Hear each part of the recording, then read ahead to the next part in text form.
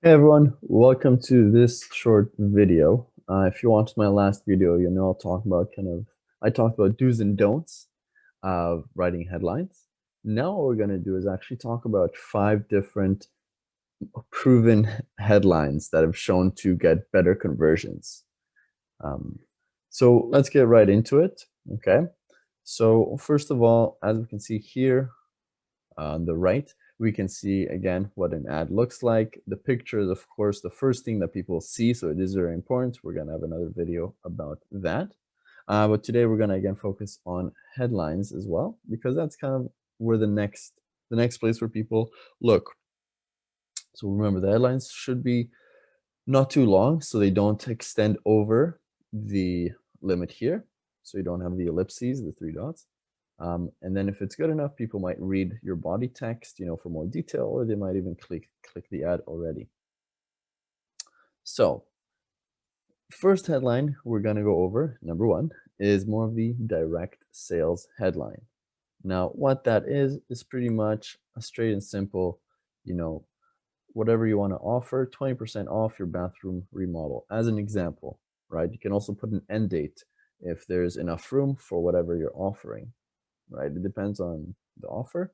This is direct sales. This, has shown in a lot of cases to really work, because people see here, and remember to be descriptive, not just 20% off, like say off of what, like what you're giving them, what they're getting.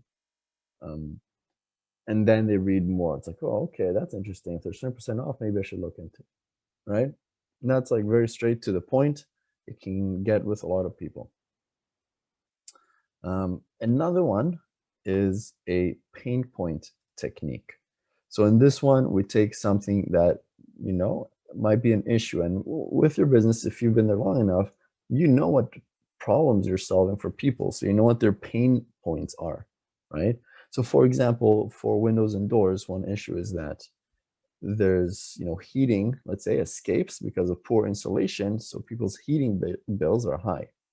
So one thing you can say is like high heating bills get top rated insulation, just as an example, right? That's something right there, like, oh yeah, my heating bills are high, like insulation. Okay, maybe I should look into that. Like my heating escapes, you can talk about high heating bills or improve, if your audience, you live in an area, people care more about the environment, you can talk about, the loss of energy with poor insulation, right? You can talk about the technology. If you want to talk about argon gas in the windows, you can talk about that. It really depends on what your local area has a stronger preference for. But you have an example right here of a pain point, something they want to avoid. They want to avoid high heating bills. And that actually takes us into headline type number 3. So this was a pain point. Now we're going to do a benefit. So the opposite. So not to avoid something negative, but to achieve something positive. For example, increase the appeal of your home with a new kitchen, right? Some people want to increase maybe because they want to resell. A new kitchen might be a lot, but that depends really. But maybe they just want to increase the appeal for themselves, right? If they're, everybody's spending more time at home, they want to enjoy their kitchen more. They're spending more time, cooking, eating there. So that's like a benefit point, right? Improve something. So you need to do some testing to see if, let's say, your audiences prefer to avoid something negative or achieve something positive. That's one of numerous tests that you can run. And next one is one that's not used as common, but actually it's the one that people may talk about more because they're more memorable, right? Adding a humorous or personable headline, right? Those are the ones that usually people remember more, and it's good for brand awareness because people are like, oh, who came up with this, right?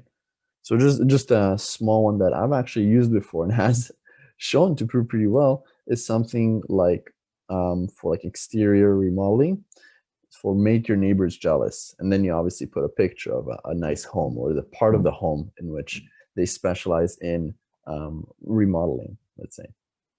So make your neighbors jealous. And you add a little emoji like that as well. It's funny, it gets attention.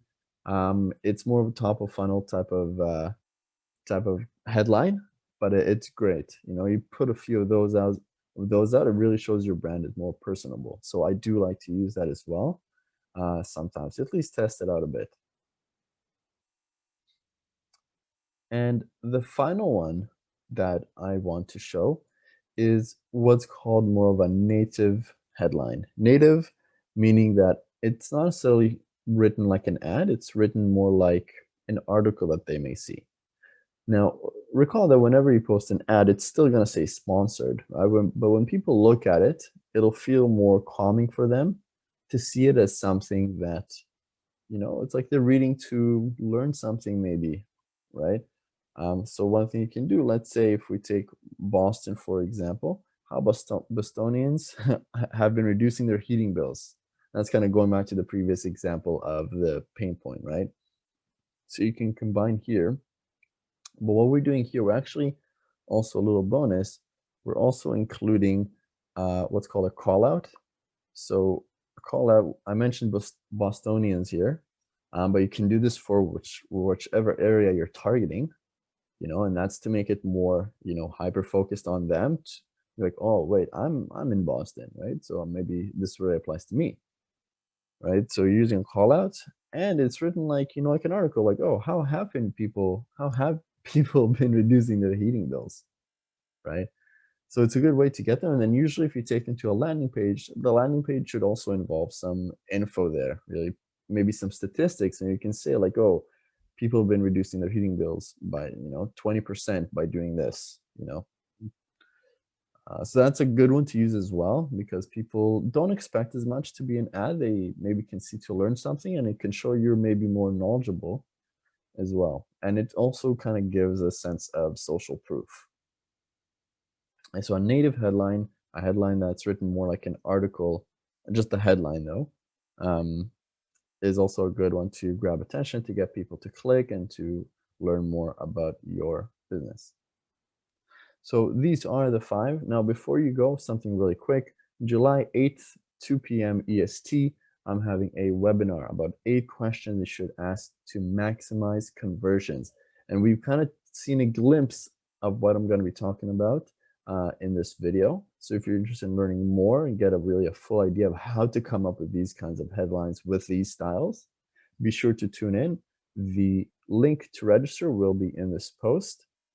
So make sure you do that, and I look forward to seeing you. Have a good one.